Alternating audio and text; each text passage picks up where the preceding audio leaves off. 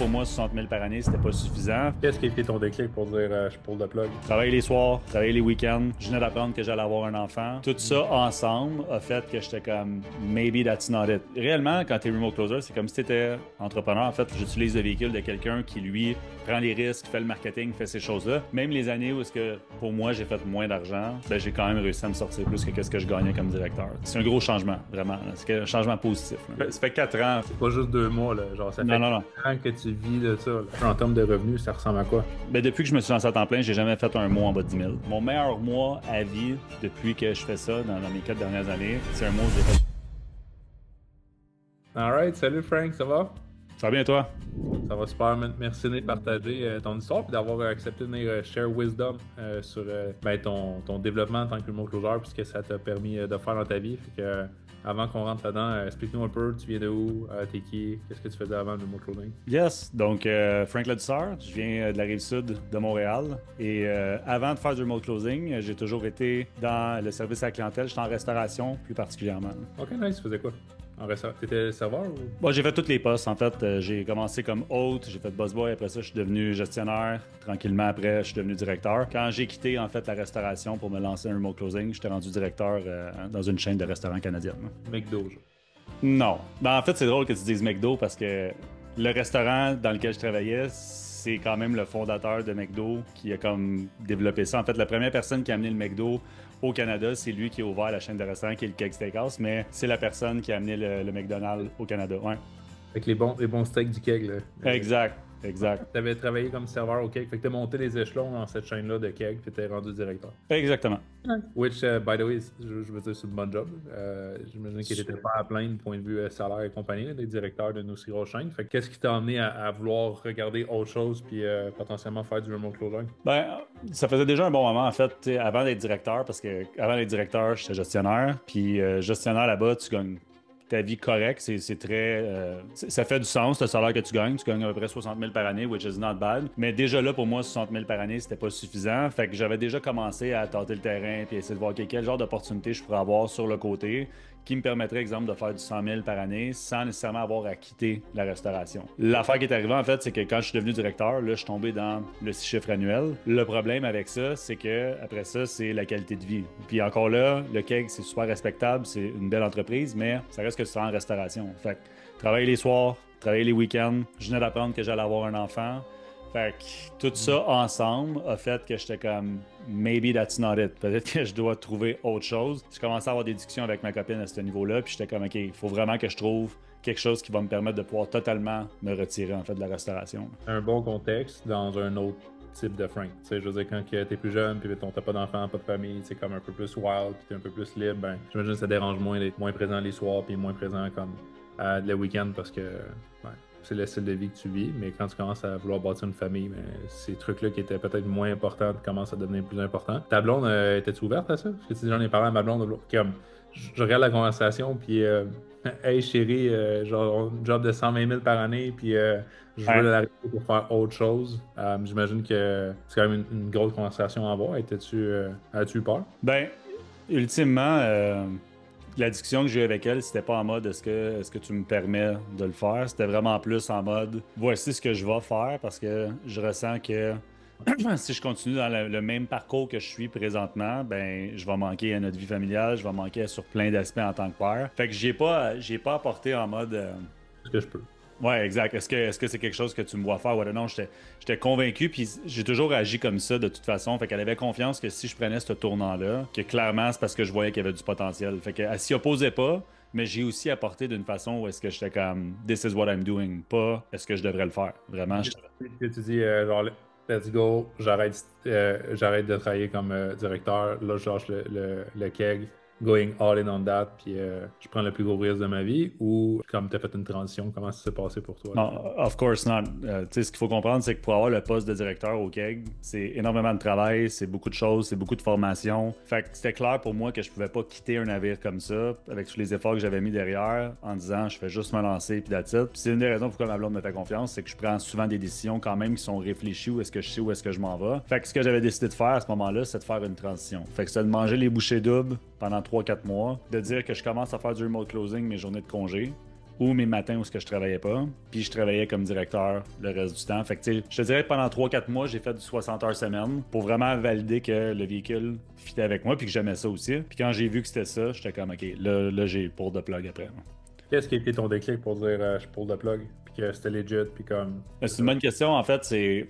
Tu sais, je faisais environ un 15-20 heures par semaine. En 15-20 heures, j'étais capable de me chercher à peu près un 4-5 000 de plus par mois. Fait que là, après ça, je me suis mis à calculer, puis j'étais comme, OK, tu sais, mon but, c'est pas de faire plus d'heures que je faisais avant. Fait que, tu sais, si, mettons, je fais encore un 40 heures, mettons, dans le remote closing, ben, j'étais comme, OK, si je fais x3 mon revenu, je fais pas mal le même revenu que je faisais avant. Et ce que j'avais pas pris en considération aussi, c'est que j'avais pas non plus les aptitudes que j'ai aujourd'hui. Fait que, tu sais, en faisant ça, en calculant le 15 heures que je faisais par semaine, je faisais 3-4 000 par mois. Ben là, après ça, c'était facile pour moi de dire, OK, si je fais ça x3, x4, ben clairement, je fais plus d'argent. Fait que c'était vraiment ça que j'avais besoin de valider, c'est que je changeais pas de véhicule, en fait, pour me ramener dans une situation que j'étais peut-être dans une situation plus précaire financièrement, finalement. Fait que tu voulais pas baisser ton style de vie, t'étais correct de chevaucher ou de travailler un peu plus pendant le temps pour valider ça, mais quand tu as fait les maths, tu t'es dit, OK, si je mets le même nombre de temps que je mets au keg en ce moment comme directeur, ben, je vais faire sans seulement le même montant d'argent, mais ça, c'est en prenant en compte que j'ai pas encore les compétences, je suis pas encore un pro de ça, puis je vais m'améliorer avec le temps, puis ça, je vais encore être capable d'aller grossir mes revenus, grossir mes commissions en étant meilleur.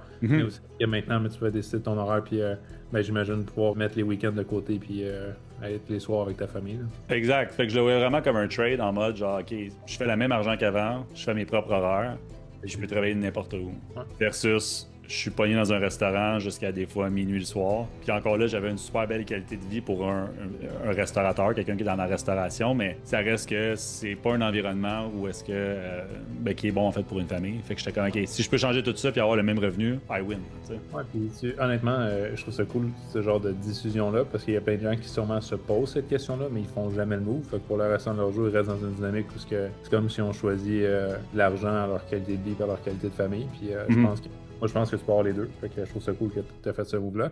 Ça fait combien de temps que quand est-ce que tu as fait ce move-là? Ça fait combien de temps que tu es remote closer en fait? Ça fait 4 ans. Fait que c'est en 2021, moi, que j'ai fait cette transition-là. Fait que officiellement, je suis rentré vraiment comme all-in dans ça. Je pense que c'était en juin 2021. Mais c'était en février. Ça fait dans le temps. Là. Fait que c'est pas juste 2 mois. Là. Genre, ça fait 4 ans que tu vis de ça. Là. Ouais, exact. Ouais. Exact. Ça fait 4 ans que je vis de ça. J'ai eu des super belles années. Honnêtement, même les années où pour moi j'ai fait moins d'argent, ben, j'ai quand même réussi à me sortir plus que ce que je gagnais comme directeur. T'sais. Fait que je veux dire, overall, tu apprends à dealer avec le fait que OK, maintenant je suis plus payé un revenu, je suis payé à commission. Sauf que la paye est beaucoup plus grande, c'est juste une gestion en fait de dire OK, comment est-ce que je gère exactement mes finances à ce niveau-là. Ça, c'est une adaptation. Ça m'a pris peut-être un 4-5 mois à figure out. Mais non, c'est vraiment. C'est un gros changement, vraiment. C'est un changement positif. Là. Qu'est-ce que tu aimes le plus? Parce que, comme, OK, je donne plus de revenus maintenant qu'en tant que directeur au Québec, une meilleure qualité de vie, tu choisis ton horaire, les week-ends c'est off, soirée c'est off avec ta famille, tu peux voyager davantage, puis meilleur choix de ça. Mais si tu avais à pinpoint une chose que tu apprécies le plus du remote closing et de cet univers-là, tu dirais quoi? Je pense que, tu sais, dans ma tête, j'ai toujours voulu être entrepreneur, puis il y avait toujours l'aspect de faut faire du marketing, faut risquer là, puis c'est comme, on dirait que je cherchais un monde possible où est-ce que je pouvais avoir le lifestyle d'un entrepreneur qui pouvait justement faire ses propres horaires, travailler quand que moi je veux travailler et non pas genre je suis obligé parce qu'il y a quelqu'un qui m'attend au resto puis il y a un toit qui coule, tu sais.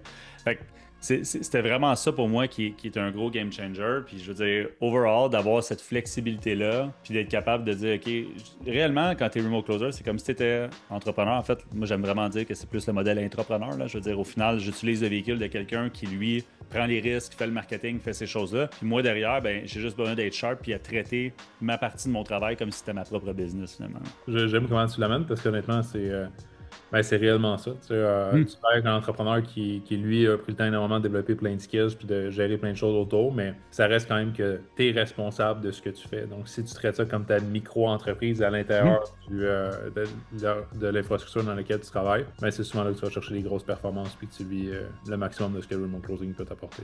Vraiment. Puis, tu sais, il y avait quelque chose que je savais même pas, en fait, quand je me suis lancé dans ça. Puis, pour moi, c'est toujours important de vivre une croissance, pas juste une croissance financière, mais une croissance intellectuelle, une croissance, un épanouissement, en fait, dans ce que je fais. Puis, la chose que je savais pas, en fait, c'est que même quand tu te lances en remote closing, comme dans n'importe quelle sphère, dans n'importe quel travail, si tu performes, t'es bon, t'es sharp, ben ça passera pas inaperçu avec l'entrepreneur avec qui tu travailles. Fait que tu vas avoir des possibilités aussi de grandir avec l'entrepreneur. Tu sais, je veux dire, il y a des gens qui se lancent sont comme mais tu sais, c'est juste ça la fin. Comme non, c'est pas juste ça la fin, ça va dépendre de toi. Tu vas forger ton propre chemin.